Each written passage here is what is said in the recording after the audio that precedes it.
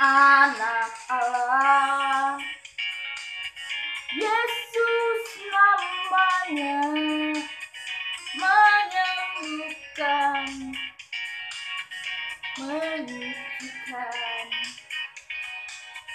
bahkan mati, tebus dosaku. Kubur kosong membuktikan Dia hidup, sebab Dia hidup. Ada hari esok, sebab Dia hidup. Ku tak gentar, karena ku tahu Dia pegang hari esok. Hidup jadi berarti sebab Dia hidup, sebab Dia hidup. Ada hari esok, sebab Dia hidup. Ku tak gentar, karena ku tahu Dia pegang hari esok. Hidup jadi berarti sebab Dia hidup. Hidup jadi berarti sebab Dia hidup. Hidup jadi berarti sebab Dia hidup.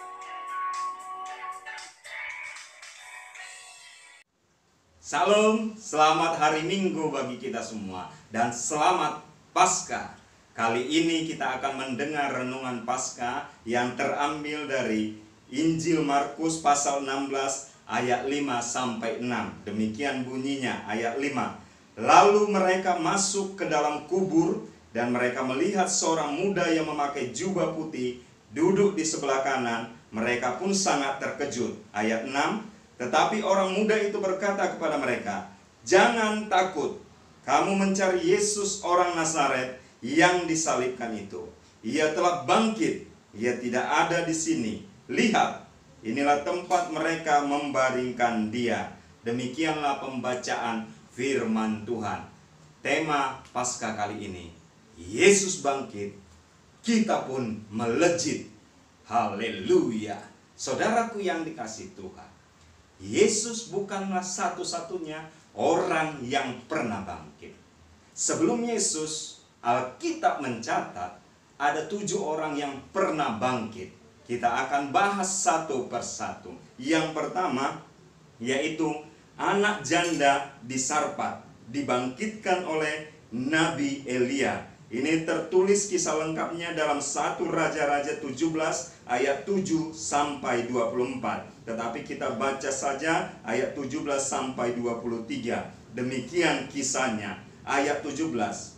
Sesudah itu anak dari perempuan pemilik rumah itu jatuh sakit, dan sakitnya itu sangat keras sampai tidak ada nafasnya lagi.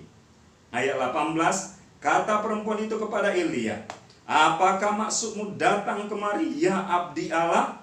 Singgahkah engkau kepadaku untuk mengingatkanku kesalahanku dan untuk menyebabkan anakku mati?" Ayat 19. Kata Elia kepadanya, "Berikanlah anakmu itu kepadaku." Elia mengambilnya dari pangkuan perempuan itu dan membawanya naik ke kamarnya di atas dan membaringkan anak itu di tempat tidurnya. Ayat 20. Sesudah itu ia berseru kepada Tuhan, katanya, "Ya Tuhan, Allahku, apakah engkau menimpakan kemalangan ini atas janda ini juga, yang menerima aku sebagai penumpang dengan membunuh anaknya?" Lalu ia mengunjurkan badannya di atas anak itu 3 kali dan berseru kepada Tuhan, katanya, "Ya Tuhan Allahku, pulangkanlah kiranya nyawa anak ini ke dalam tubuhnya." Ayat 22. Tuhan mendengarkan permintaan Elia itu, dan nyawa anak itu pulang ke dalam tubuhnya sehingga ia hidup kembali. ayat 23, Elia mengambil anak itu, ia membawanya turun dari kamar atas ke dalam rumah dan memberikannya kepada ibunya. Kata Elia, ini anakmu, ia sudah hidup. Itulah kisah pertama mengenai kebangkitan sebelum Yesus pernah bangkit. Yang kedua adalah kisah anak perempuan di Sunem yang dibangkitkan oleh Nabi Elisa. Saudaraku yang dikasihi Tuhan, Elisa adalah murid langsung dari Nabi Elia. Namun kedahsyatan dan pemakaian Tuhan kepada Nabi Elisa lebih hebat 2 kali lipat dari gurunya Nabi Elia. Suatu waktu Nabi Elisa pergi ke daerah yang bernama Sunem. Di sana dia diterima dengan baik oleh seorang perempuan yang kaya dengan keluarganya, dan akhirnya Nabi Elisa tinggal di rumah itu. Mereka menjadi akrab dan bersahabat, dan setiap Nabi Elisa ke Sunem, dia singgah dan menginap di rumah itu. Suatu ketika istrinya ini, yaitu orang kaya ini, perempuan Sunem ini, mengatakan kepada suaminya, kayaknya itu dia hamba Allah yang kudus. Kita siapkan aja kamar di atas untuk dia. Jadi kalau dia datang, dia bisa menginap di kamar atas, dan dia bisa tenang berdoa, dan dia bisa konsentrasi menyembah Tuhan. Suaminya setuju. Suatu waktu Elisa berkunjung ke daerah itu dan menginap di rumah perempuan Sunem tadi di kamar atas. Lalu karena Elisa merasa bahwa perempuan Sunem ini sangat baik, sangat murah hati, dia berkata kepada pelayannya yang bernama Gehazi, tolong panggil perempuan Sunem itu, aku mau berkata sesuatu. Gehazi memanggil perempuan Sunem itu, lalu Elisa berkata, apa yang kau mau daripadaku? Ternyata perempuan Sunem ini tidak punya anak, dan suaminya sudah tua. Lalu Elisa berkata, tahun depan seperti waktu ini engkau akan memiliki anak. Tentu perempuan ini kaget. Jangan berdusta tuanku. Tetapi Elisa mengatakan, dan ternyata apa yang dikatakannya itu terjadi. Setahun kemudian perempuan Sunem itu melahirkan seorang anak, dan kemudian tak lama anaknya sudah besar. Suatu waktu anaknya pergi menemui ayahnya, tak kala ayahnya di ladang di antara para penyabit gandum, dan tiba-tiba anaknya kesakitan kepalanya. Lalu dia menjerit-jerit, aduh, kepalaku sungguh sakit. Ayahnya sangat panik, lalu menyuruh salah seorang pelayannya untuk membawa anaknya ke pangkuan ibunya. Lalu ibunya memangku dia, dan tak lama kemudian anak itu mati. Tentulah perempuan Sunem ini sangat bersedih.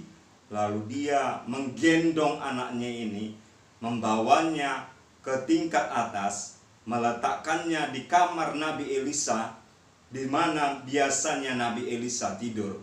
Lalu dia dengan lemas, dengan gontai dia turun dan berkata kepada seorang pelayannya, tolong siapkan kuda, aku mau pergi menemui Nabi Allah itu. Kemudian dia menemui Nabi Elisa maksudnya. Tentu saja Elisa kaget. Lah, kenapa mendadak datang? Gimana kabar? Dengan sedih, perempuan Sunem ini berkata, anakku sudah mati. Engkau memberikan pengharapan kosong kepadaku. Anakku sudah pergi untuk selama-lamanya. Nabi Elisa kaget. Wah, kok bisa begitu ya? Tapi kalau gitu kita pergi saja ke rumahmu. Lalu mereka berangkat ke rumah perempuan itu. Dan setelah tiba di rumah, Elisa melarang semua orang untuk masuk ke kamar atas di mana Elisa ada. Jadi Elisa hanya berdua saja dengan mayat anak itu yang sudah terbaring di tempat tidur Elisa. Lalu Nabi Elisa membaringkan tubuhnya di atas tubuh anak itu. Mata ketemu mata, mulut ketemu mulut, dan tangan Nabi Elisa diletakkan juga di tangan anak itu, sehingga tubuh anak itu menjadi hangat. Dan hal itu diulangi Nabi Elisa 2 kali. Kemudian Nabi Elisa mondar-mandir ke sana kemari di rumah itu, dan tiba-tiba anak itu bersin haji 7 kali, dan anak itu akhirnya hidup. Haleluya. Dan anak itu diserahkan kepada ibunya. Itulah kebangkitan yang kedua, waktu dulu sebelum Yesus bangkit. Kebangkitan ketiga yang pernah terjadi adalah kebangkitan anak dari Yairus, yaitu seorang kepala rumah ibadat. Kisah lengkapnya ini tertulis di dalam Markus 5 ayat 21 sampai 43. Tapi tidak usah kita bacakan, saya hanya menjelaskan saja. Waktu Yesus pergi ke seberang, orang banyak berbondong-bondong mengikuti dia. Lalu ada seorang yang bernama Yairus, dia kepala rumah ibadat. Lalu dia melihat Yesus, dia langsung sujud di kaki Yesus dan memohon, "Tuhan, tolonglah datang ke rumahku. Anakku lagi sakit dan hampir mati." Lalu Yesus menyetujui, dia pergi bersama dengan Yairus tadi menuju rumahnya. Namun di tengah perjalanan, seorang keluarga Yairus datang menemui mereka dan berkata, "Untuk apa kau lagi menyusahkan guru? Karena anakmu sudah mati." Tetapi Yesus tidak menghiraukan perkataan orang itu. Dia berkata, "Jangan takut, percaya saja." Lalu Yesus pergi ke rumah itu beserta Petrus, Yohanes, dan Yakobus. Yang lain tidak diizinkan ikut. Sesampainya mereka di rumah Yairus, kepala rumah ibadat itu, orang sudah ribut, orang sudah histeris, sudah menangis, dan anak itu sudah mati. Tetapi Yesus berkata, "Kenapa kalian ribut? Kenapa kalian histeris? Anak ini tidak mati, tetapi tidur." Tentu mendengar itu orang tertawa. Dan Yesus berkata, menyuruh orang-orang itu pergi. Setelah orang-orang itu pergi, tinggallah orang tua anak itu, yaitu Yairus beserta istri Yairus, dan Yesus mengajak mereka ke dalam kamar itu. Setelah di kamar, Yesus memegang tangan anak itu dan berkata, "Talita kum." Hai anak, aku berkata kepadamu, bangunlah. Dan anak itu bangun, haleluya, dan berjalan, sebab umurnya sudah 12 tahun. Itulah kisah yang ketiga mengenai orang yang pernah bangkit sebelum Yesus bangkit. Yang keempat adalah anak seorang janda di Nain. Tertulis lengkapnya kisah ini di dalam Lukas pasal 7 ayat 11 sampai 17. Waktu itu Yesus pergi ke kota Nain. Dan pada waktu mereka mau sampai ke pintu gerbang Nain, ada orang yang membawa usungan, yaitu usungan keranda mayat. Dan mayat itu adalah seorang anak laki-laki, anak tunggal dari seorang janda. Ketika Yesus melihat janda itu, tergeraklah hati Yesus oleh belas kasihan. Padahal sebenarnya janda itu tidak meminta pertolongan kepada Yesus, tetapi Yesus tergerak oleh belas kasihan. Dan Yesus berkata kepada janda itu, "Jangan menangis."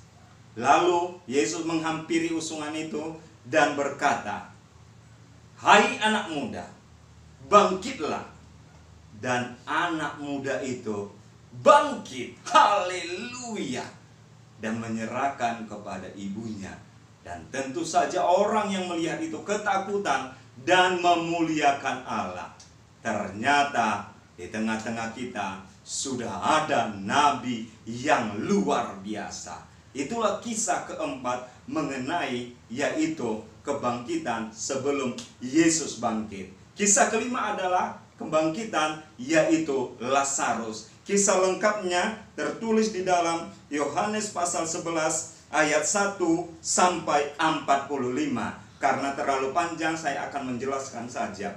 Lazarus adalah sahabat dekat Yesus. Dia bersaudara dengan Maria dan Marta. Namun suatu waktu Lazarus sakit dan akhirnya meninggal. Dan Yesus tidak sempat mengunjungi dia. Tetapi Yesus berkata, apa yang terjadi itu untuk menunjukkan kemuliaan Allah. Singkat cerita, akhirnya Yesus pergi ke kubur Lazarus. Namun karena jarak tempat Yesus ke rumah Lazarus jauh, memakan waktu 4 hari, sehingga Lazarus sudah dikubur 4 hari lamanya. Sehingga waktu Yesus datang menyuruh orang-orang untuk membuka pintu kubur, saudarinya yang bernama Marta berkata, "Tuhan, untuk apa lagi? Saudaraku sudah dikubur, sudah 4 hari, tentu sudah berbau." Tapi Yesus berkata, "Percayakah engkau bahwa engkau akan melihat kemuliaan Allah?"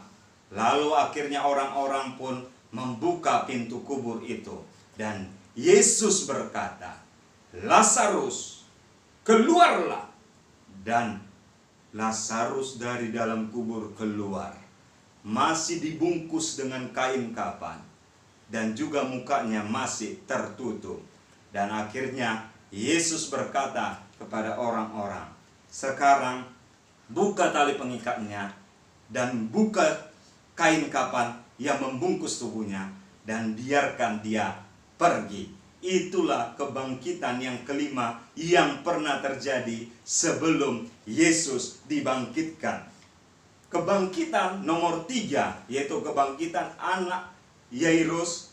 Kebangkitan keempat yaitu tadi kebangkitan anak seorang janda di Nain. Dan yang kelima kebangkitan Lazarus, yaitu Yesus yang melakukannya. Sekarang kita kepada kebangkitan yang keenam, yaitu yang bernama Tabita. Dia dibangkitkan oleh Rasul Petrus. Kisahnya ada di dalam Kisah Para Rasul pasal 9 ayat 36 sampai 43. Tapi kita baca ayat 36 sampai 40 saja. Demikian ayat 36. Di Yope ada seorang murid perempuan bernama Tabita. Dalam bahasa Yunani, Dorcas. Perempuan itu banyak sekali berbuat baik dan memberi sedekah. Ayat 37. Tetapi pada waktu itu ia sakit lalu meninggal. Dan setelah dimandikan, mayatnya dibaringkan di ruang atas. Ayat 38. Lida dekat dengan Yope. Ketika murid-murid mendengar bahwa Petrus ada di Lida, mereka menyuruh 2 orang kepadanya dengan permintaan, "Segeralah datang ke tempat kami." Ayat 39. Maka berkemaslah Petrus dan berangkat bersama-sama dengan mereka. Setelah sampai di sana ia dibawa ke ruang atas, dan semua janda datang berdiri dekatnya, dan sambil menangis mereka menunjukkan kepadanya semua baju dan pakaian yang dibuat Dorcas waktu ia masih hidup. Ayat 40. Tetapi Petrus menyuruh mereka semua keluar. Lalu ia berlutut dan berdoa. Kemudian ia berpaling ke mayat itu dan berkata, "Tabita, bangkitlah." Lalu Tabita membuka matanya, dan ketika melihat Petrus, ia bangun lalu duduk. Inilah kebangkitan yang keenam sebelum dan sesudah Yesus bangkit. Dan yang terakhir adalah kebangkitan seorang yang bernama Eutikus. Dia dibangkitkan oleh Rasul Paulus. Kisah selengkapnya di dalam Kisah Rasul 20 ayat 7 sampai 12. Tapi kita baca ayat 9 dan 10 saja. Demikian bunyinya. Seorang muda bernama Eutikus duduk di jendela. Karena Paulus amat lama berbicara, Orang muda itu tidak dapat menahan kantuknya. Akhirnya ia tertidur lelap dan jatuh dari tingkat ketiga ke bawah. Ketika ia diangkat orang, ia sudah mati. Ayat 10. Tetapi Paulus turun ke bawah. Ia merebahkan diri ke atas orang muda itu, mendekapnya dan berkata, "Jangan ribut, sebab ia masih hidup." Haleluya. Itulah 7 kebangkitan yang pernah terjadi sebelum dan sesudah Yesus bangkit. Lalu apa bedanya kebangkitan 7 orang tadi dengan kebangkitan Yesus? Pertama bedanya adalah ketujuh orang tadi dibangkitkan Tuhan melalui perantaraan para nabi atau juga para rasul atau juga melalui Yesus. Tapi Yesus pada waktu itu adalah sebagai manusia. Sedangkan kebangkitan Yesus dibangkitkan oleh Bapa di surga sendiri. Di dalam Roma pasal 4 ayat 24 dikatakan, "Tetapi ditulis juga untuk kita, sebab kepada kita pun Allah memperhitungkannya, karena kita percaya kepada Dia yang telah membangkitkan Yesus, Tuhan kita, dari antara orang mati." Itulah perbedaan yang pertama. Perbedaan yang kedua, ketujuh orang yang dibangkitkan itu berasal dari bumi, berasal dari dunia ini. Sedangkan Yesus berasal dari sorga, di mana tempat Bapa kita bertahta. Kita baca ayatnya dalam Yohanes 6 ayat 38. "Sebab aku telah turun dari sorga, bukan untuk melakukan kehendakku, tetapi untuk melakukan kehendak Dia yang telah mengutus aku." Dan itulah 2 hal perbedaan tentang kebangkitan yang 7 orang itu dengan kebangkitan Yesus. Yang ketiga adalah ketujuh orang yang dibangkitkan itu memang masih sempat hidup setelah mereka dibangkitkan. Namun pada akhirnya, seiring dengan waktu, mungkin karena sudah tua, dan akhirnya mereka juga mati dan tidak bangkit lagi. Berbeda dengan Yesus. Setelah Yesus dibangkitkan, Dia hidup selama-lamanya. Haleluya, saudaraku yang dikasihi Tuhan. Itulah poin ketiga tentang kebangkitan, perbedaannya Yesus dengan ketujuh orang tadi. Yang keempat adalah ketujuh orang yang dibangkitkan itu dibangkitkan mungkin atas permintaan keluarganya. Seperti tadi anak perempuan di Sumenem itu atas permintaan ibunya, atau tadi juga anak Yairus atas permintaan ayahnya.